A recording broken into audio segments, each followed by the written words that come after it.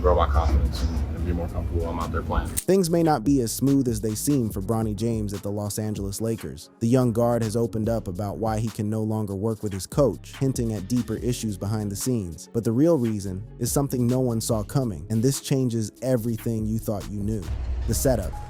Bronny James was never supposed to be a normal NBA story. From the moment the Los Angeles Lakers selected him 55th overall in the 2024 NBA draft, the question was never really about basketball. It was about legacy. It was about a father who had spent 2 decades bending the NBA to his will, and a son who now had to figure out how to exist inside that same machine without getting crushed by it. The Lakers handed Bronny a 4-year contract and a spot on the same roster as his father, LeBron James. That alone made history. No father and son had ever suited up together in NBA history at the professional level. That fact alone guaranteed Bronny would never play a single minute in obscurity. Every pass, every missed shot, every hesitation on the wing would be dissected by millions of people who had already decided what they thought of him before he ever touched an NBA floor. And then they hired JJ Redick to coach this whole operation. JJ Redick was brought in as head coach in June 2024, a man with 0 head coaching experience, but 15 years of NBA playing time and a sharp analytical mind built from years of broadcasting and podcasting. He also happened to be one of LeBron's closest friends in the league. The two had co-hosted the Mind the Game podcast together. When Redick got the job, the basketball world immediately understood what that meant. LeBron had a voice in this. The hire was designed, at least in part, to keep LeBron happy, to keep him in Los Angeles, and to keep the whole operation from imploding. So when Redick stood at the podium at Bronny's introductory press conference in July 2024 and made a point of correcting Bronny's own words when Bronny suggested things had been given to him, and Redick immediately pushed back. You had to pay attention to what was really happening. Redick said,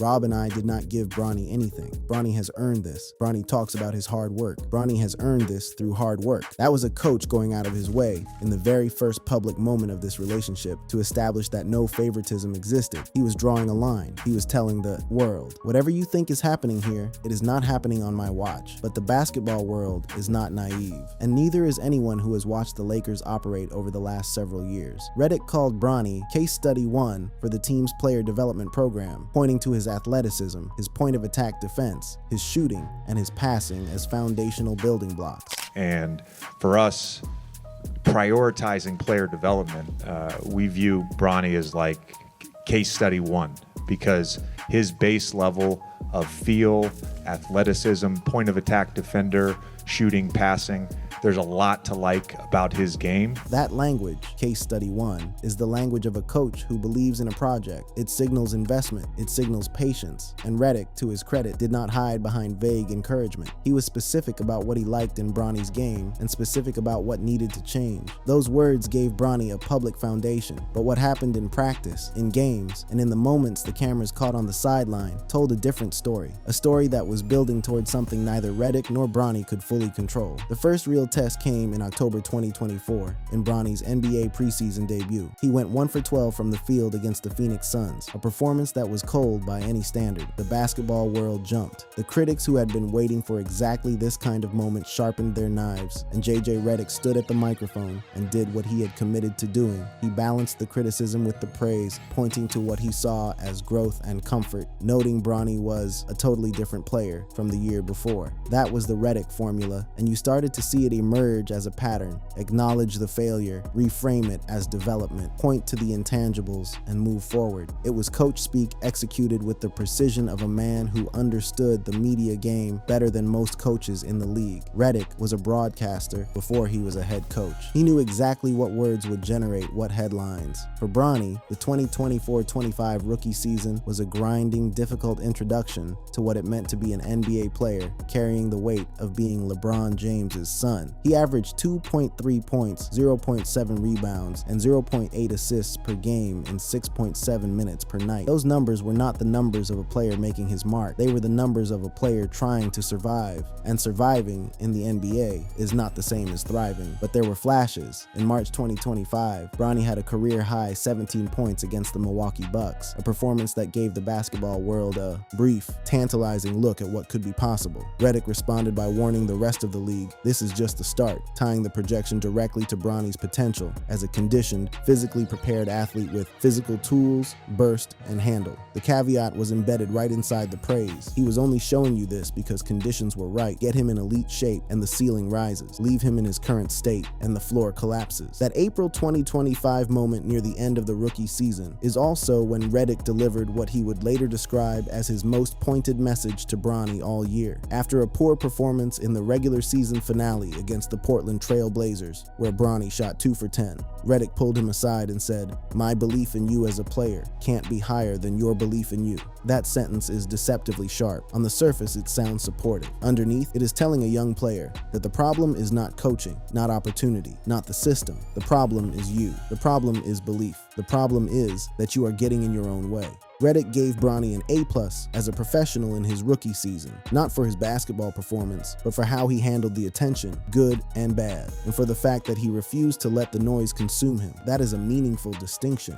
Redick was telling anyone paying attention, I am separating the person from the player. The person is handling things beautifully. The player needs significant work. The offseason between year 1 and year 2 was supposed to be the turning point. Conditioning had been identified, loudly, publicly, repeatedly, as the single biggest thing standing between Bronny and a legitimate NBA career. In a July 2025 ESPN interview, Redick was as blunt as he had been all year. The biggest thing for Bronny is that he has to get in elite shape. That's the barrier of entry for him right now. And if he does that, I think he's got a chance to be a really fantastic player in the NBA. That is a coach drawing a clear, unmistakable line in the sand. Get in shape or stay where you are. And Bronny heard it. He said all the right things going into year 2. He credited the off-season work. He said he felt better, stronger, more ready. He said his conditioning improvements were showing up on both ends of the floor. Redick backed him up publicly, noting that Bronny was playing as hard as I can right now. But then the season started, and the preseason opener arrived, and Bronny went 1 for 12 again. This time against the Phoenix Suns in October 2025. The same shooting performance as the year before, the same cold night, and Redick, for the second year in a row, stood at the podium and deployed the formula. Acknowledge the failure, reframe it, point to the intangibles. And somewhere inside all of that, the relationship between Bronny James and JJ Redick was being tested in ways that were becoming harder and harder to hide. The frustration that had been simmering was about to come boiling to the surface, and it was going to happen on live television, with cameras rolling in front of millions of people who would slow it down and replay it and analyze every frame. What happened next in November 2025 changed the public conversation about Bronny, about Redick, and about whether this whole arrangement was actually working the way anyone claimed it was. The patience was running out, and everyone could feel it. Bronny himself was starting to feel the pressure differently in year 2. He admitted that at the start of his rookie season, I was under a lot of pressure, and credited the coaching environment and G League time with building his confidence back up. But pressure in year 2 is different. In year 1, you can hide behind inexperience. In year 2, the excuses narrow. The margin for grace shrinks. And the coach, who had been walking a very careful, very deliberate tightrope, was about to stop being careful. Analyst Coach Nick did not mince words when he broke down the footage. How do you feel about the way Bronny James played? So, it's unfair that he is there, is what I'm going to say. I think it's clear, like, what the reason why he's there is because LeBron, has kind of made sure he's there. That is the unfiltered version of what much of the basketball world was thinking, but most people were too careful to say out loud, and Coach Nick was not finished. He's just not an NBA player. He looks, in my mind, like almost like worse than he was. Those words landed like a punch, not because they were surprising, but because they said plainly what the statistics were already showing quietly. And those statistics, heading into the heart of the 2025-26 season, were about to force JJ Redick to make a choice, a very public, very uncomfortable choice. The breaking point. The night that changed everything happened in November 2025 during a blowout win over the Milwaukee Bucks. On the surface, it was a good night for the Lakers. They won 119-95, a comfortable margin, the kind of game where coaches sometimes let younger players get meaningful minutes and build confidence. Bronny was in the starting lineup. His teammates were setting him up. Luka Doncic, who had arrived in Los Angeles via trade earlier that year, was drawing double teams and kicking the ball out to exactly the kind of open looks that Bronny needed, that Bronny had been coached all year to take without hesitation. Bronny passed, then he passed again, then he passed again. 3 wide open 3-point 3-pointers. 3 times, Bronny looked at the basket, looked at the ball, and decided the safer play was to move it to someone else. In any other situation, with any other player, a coach might pull him aside quietly, show him the film the next morning, have a calm conversation about decision-making. That is the normal way these things go. JJ Redick did not do that. What happened instead was caught on multiple camera angles. Redick was on the sideline, watching his carefully designed offensive system produce the exact looks it was supposed to produce, and watching his player refuse to take them. And right there, in front of everyone, Redick let it out. "Bronny, you gotta shoot the bleeping ball." That moment went viral immediately. Clips of it spread across every social media platform within hours. People slowed it down, zoomed in on Redick's face, read the words off his lips, and argued about what it meant. Was this a coach being appropriately demanding? Was this a coach who had lost his patience with a player who was wasting his time? Was this a sign that the whole arrangement, Bronny on the roster, LeBron's friend coaching the team, the whole carefully constructed narrative of merit and development, was starting to crack? Bronny addressed it after the game with a response that was mature and measured. He said he was focused on bettering himself off the ball. He talked about the 0.5 mentality, acting within half a second on open looks, and credited Redick for pushing him toward that mindset. He said he and Redick had talked through what needed to change. He took the coaching without complaint. Bronny said, "I'm trying to focus now on bettering myself off the ball. Me and JJ have talked about all the ball handlers on the parent team, so I have to learn how to be effective off the ball. Have a 0.5 mentality, shoot the ball when I have open shots, and try to get better at that. That is exactly what a coach wants to hear." And Redick, by his own account, had been working on this with Bronny since the early days of their relationship. He acknowledged that Bronny initially had the opposite of 0.5 mentality, meaning instead of acting within half a second, Bronny was hesitating, overthinking, letting the window close before he made a decision. G-League time had helped, reps in practice had helped, but the habit of hesitation was proving stubborn. The 0.5 mentality is not a complicated concept. It simply means when you catch the ball with an open look, your brain processes it and your body responds in less than half a second. That is what separates functional NBA shooters from players who overthink. And what the viral Bucks clip showed, brutally clearly, was that Bronny had not yet solved this problem. Not in a real game, not with stakes, not when it counted. That same month, Redick was being blunt with the broader media about what he needed from Bronny. He acknowledged that conditioning setbacks, including illness, could disrupt the physical progress Bronny needed to make, and he stressed the importance of consistent vigilance in diet, sleep, and work habits. He was quoted saying, "That's the barrier of entry for him right now." The phrase barrier of entry is stark language. It means you have not yet paid the price of admission. You are standing outside the door. You have to earn the right to walk through it. Meanwhile, the broader dynamic inside the Lakers organization was generating its own kind of turbulence. Luka Doncic had arrived in Los Angeles and immediately become the center of gravity for the offense. LeBron was in his second decade of being the defining personality of any locker room he entered. And JJ Redick, a first-year head coach turned second-year head coach, was managing a roster full of enormous personalities, enormous contracts, and enormous expectations.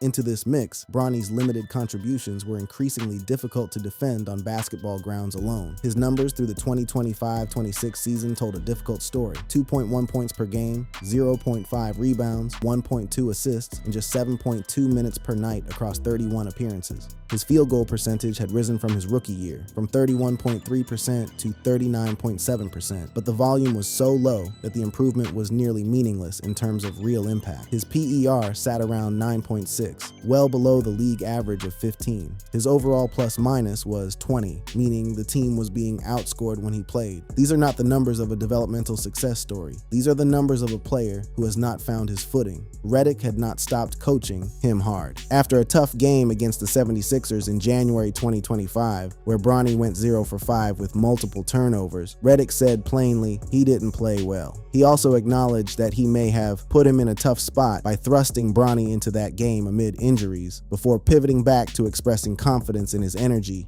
and long-term potential. That back and forth, harsh assessment followed immediately by vote of confidence had become Redick's signature move with Bronny. Critics began to notice it. Some called it performative. Some called it a no-win tightrope walk for a coach who could not afford to look soft on LeBron's son, but also could not afford to alienate the player's father. The structural tension was building. LeBron's relationship with Redick, the podcast friendship that had been so central to Redick's hiring, was now a complicating factor in every decision involving Bronny. How do you coach someone's son hard when you are that close to the father? How do you maintain credibility as an impartial evaluator when the entire league knows why you got the job? These were not just media narratives. These were real questions with real consequences for how Redick operated. And then December 2025 came, and Redick's frustration expanded beyond Bronny. During a blowout loss to the Phoenix Suns, Redick was caught visibly fuming on the sideline as LeBron stood near the Suns bench, laughing and chatting with a former teammate instead of paying attention to the game. Redick called Bron multiple times. LeBron kept chatting. Redick burned a timeout. That moment showed something important.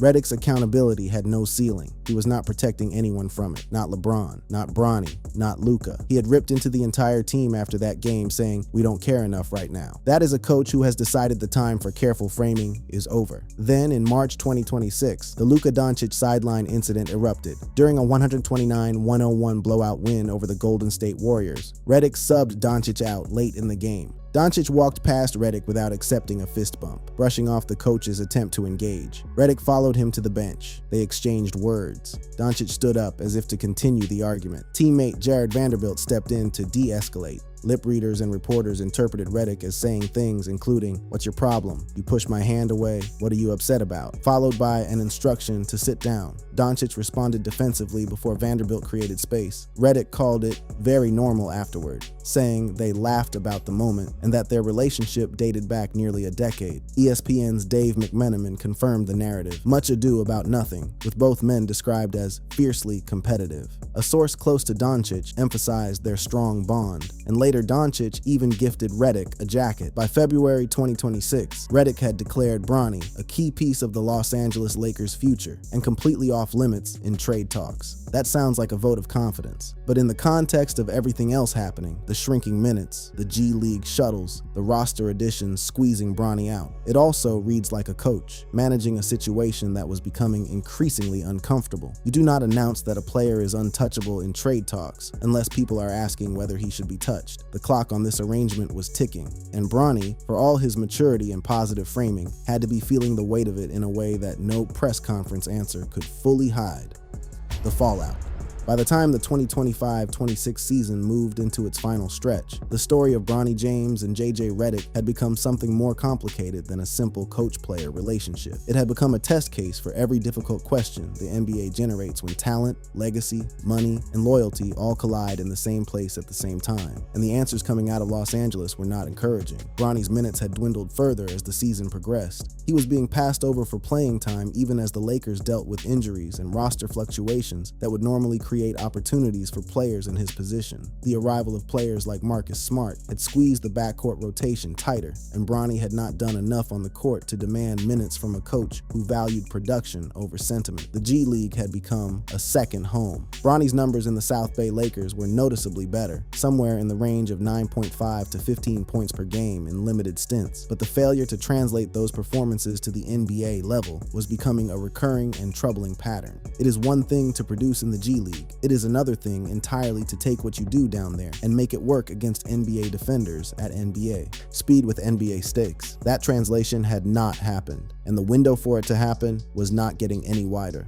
Redick had been blunt about this reality in his forward-looking comments. He framed Bronny's trajectory as contingent, conditional on conditioning, conditional on aggression, conditional on a willingness to operate inside his system without hesitation. Every positive statement Redick made about Bronny came with that same invisible asterisk, if.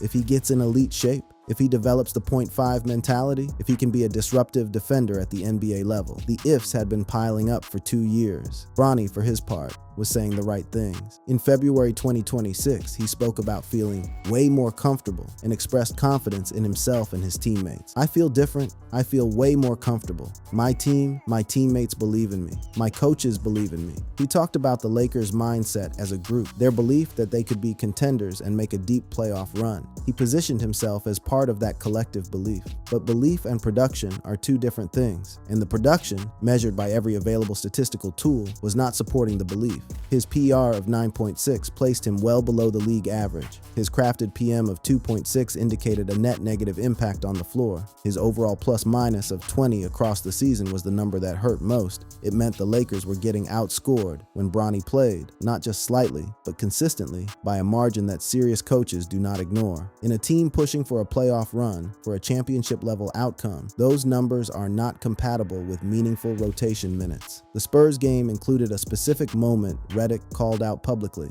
Bronny defending Victor Wembanyama on back-to-back possessions with physicality and purpose. Redick praised it specifically, pointing to two really good possessions as examples of what Bronny could be as a defender. Defense had always been the agreed-upon entry point for Bronny, the lane through which he could earn minutes before his offense was ready. Redick had talked about modeling him after two-way guards like Davion Mitchell and TJ McConnell, players who earn their spots through disruption and effort rather than offensive creation. But even by that standard, Bronny's 0.4 steals and 0.1 blocks per game were not the numbers of a disruptive defender. They were the numbers of a player who had the physical tools to be that, but had not yet assembled them consistently into something a coaching staff could rely on. The layered pressure of all of this, the statistics, the public moments, the viral clips, the G League shuttles, the tight rotation, had to be landing on Bronny in ways that were invisible to the cameras. He had grown up in a household where greatness was the baseline expectation. He had watched his father reshape the definition of what an NBA player could be,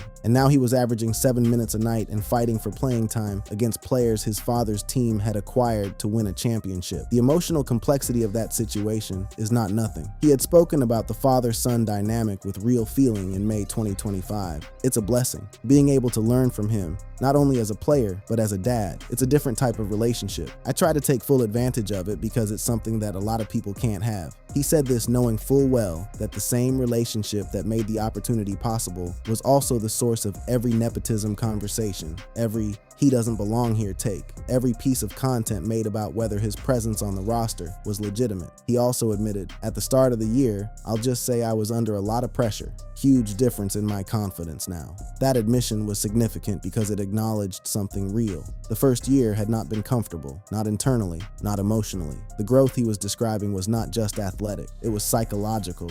He had to learn to separate the noise from the work, and that is harder than it sounds when the noise is specifically about whether you deserve to exist in the space you are occupying. Now, heading into what looks like a potential inflection point, a summer where decisions about roster composition, Bronny's contract trajectory, and the overall direction of the Lakers will all collide. The question of how this arrangement survives is genuinely open. The tension at the heart of this situation is not really about Bronny and Redick as individuals. It is about what happens when a development project and a championship window occupy the same roster at the same time. Development takes patience. Championship windows do not wait. And when those two things are in conflict, championship windows win every time. Redick's coaching philosophy had been built around obsession as the theme for the 2025-26 season.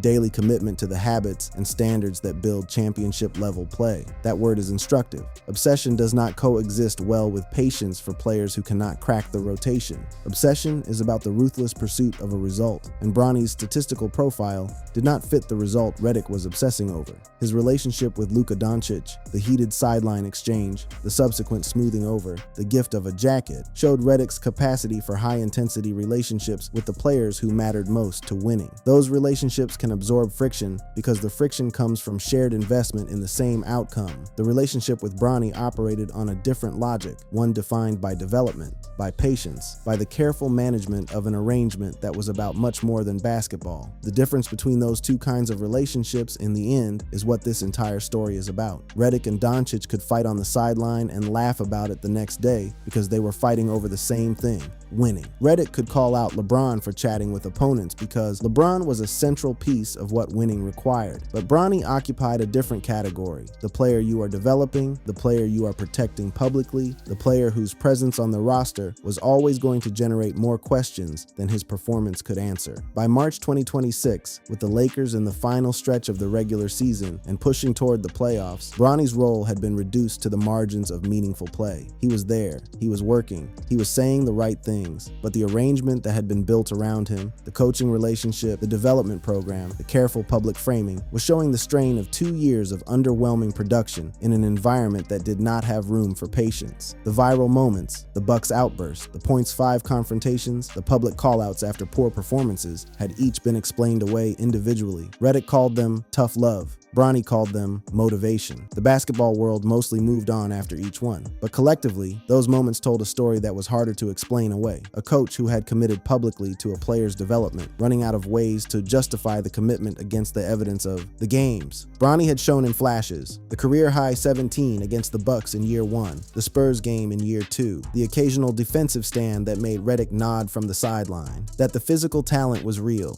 the athleticism was real, the defensive potential was real. The question was never whether those things existed. The question was whether they would ever stack up consistently into something an NBA team could use in moments that mattered. The story is not over. Bronny is 21 years old. He has 2 years left on his contract after this season. The Lakers have publicly committed to keeping him. Redick has publicly committed to developing him. All of those things are true simultaneously, but the relationship between a coach and a player that started with warm words about case study 1 and earned opportunities had been tested repeatedly and visibly by the gap between the promise and the reality. And however it resolves, whether Bronny eventually earns his minutes or whether the arrangement quietly unravels under the weight of its own contradictions, the story of what happened between these two men in the first 2 years of this experiment is already complete enough to understand. And that arithmetic does not care about legacies. It does not care about podcasts. It does not care about who your father is, or who your coach's best friend is, or how much everyone wants the story to have a happy ending. It only cares about what happens on the court. And on the court, as of early March 2026, the story of Bronny James and JJ Redick was still being written, with more questions than answers, and more pressure than either of them had bargained for when this whole thing started. Found this information exciting and unbelievable? Be sure to check out other similar and amazing videos on the screen. Thanks again for watching. I'll see you in the next video.